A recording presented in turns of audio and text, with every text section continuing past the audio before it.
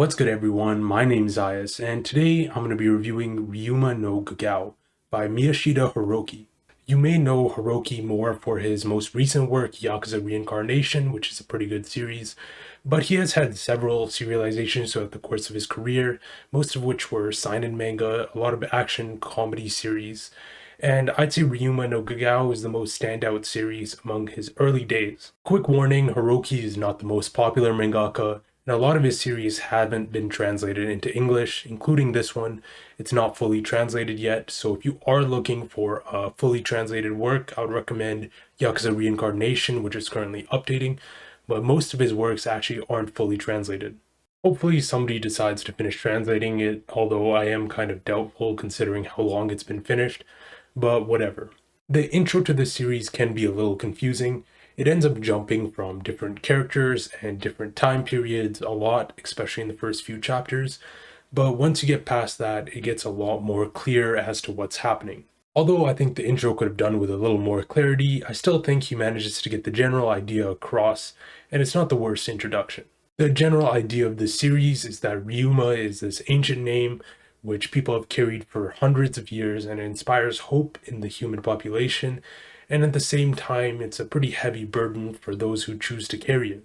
We meet with several Ryumas in the beginning, and although these characters are pretty simple, they're also very likable characters. The characters so far we haven't had a good chance to connect with because they've only been around for a few chapters at most before we switch to a different Ryuma, but at the same time their character moments that we do see from them are very simplistic.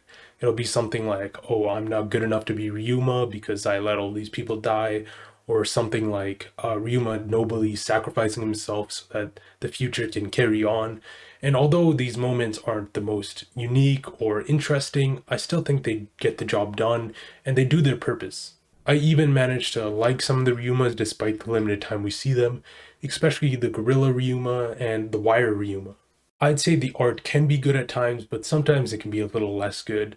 I'd say the best part about the art is the character designs. I love all the designs of the main cast, especially the Ryumas, who all look like heroes. They all look like very tough and strong and noble. All of the albinos which the Ryumas fight against also do look scary and dangerous, although I would say some of the earlier albinos don't look quite as menacing as I'd hoped, but the later albinos make up for it. The action scenes do leave a little bit to be desired. There are some good action scenes, something like this, but at the same time there's some action scenes which are a lot poorer quality. A lot of the action scenes do feel like they're sort of skipped over. Some of the biggest fights just get glanced over in a minute, and sometimes a lot of the important details are obscured by characters' bodies or the monsters' bodies. And I do think this is maybe because the author wasn't fully confident in his art at the time, either that or because of the tight deadlines, they had to cut some corners, and they decided to be the action scenes. When action does happen and it's clear and in view, the art does look good. There's some great impact and there's some great fight scenes. The art does have a very distinct late 2000s, early 2010 style. It's very similar to a lot of series around then. And if I have to consider everything about the artwork, I just say it sits smack dab at average. Okay, so if the characters are just barely above average and the art is average, is the series not worth reading? No, I actually think the story is the best part of this series along with the world that Hiroki creates. The whole idea that Ryuma has passed away hundreds, if not thousands of years ago, and these people are pretending to have the name of Ryuma to keep alive the legend, is a pretty fresh concept that I haven't seen before in manga. Humans being turned into monsters is not the most unique idea in the world, but at the same time Hiroki leaves us a lot of space to be curious about what's going on in the world, all the scientific experiments, and several other twists that happen in this story which are pretty interesting. There's the idea that not only these Ryumas are fake, but Jin's also fake.